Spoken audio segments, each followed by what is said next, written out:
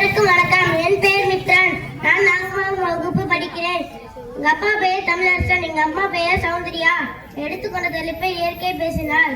நண்பர்களே, ஒரு நிமிடம் கற்பனை செய்யுங்கள். மரங்கள் பேச ஆரம்பித்தால், ஆறுகள் குரல் கொடுத்தால், காற்று நம்மிடம் கேள்வி கேட்டால், இயற்கை என்ன சொல்லும்?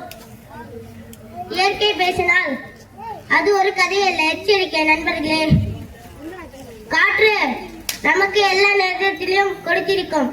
சுவாசிக்க காற்று, குடிக்க தண்ணீர், வாழ நிலம். ஆனால் நாம் அதற்கு என்ன கொடுத்திருக்கிறோம்? மாசு, காடுகள் அழிப்பு, பிளாஸ்டிக் கழிவு.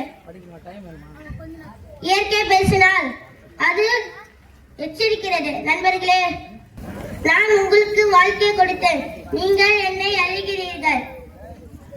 நான் காற்றை தூய்மையாக வைத்தேன், நீங்கள் அதை மாசுபடுத்தினீர்கள். நன்றி.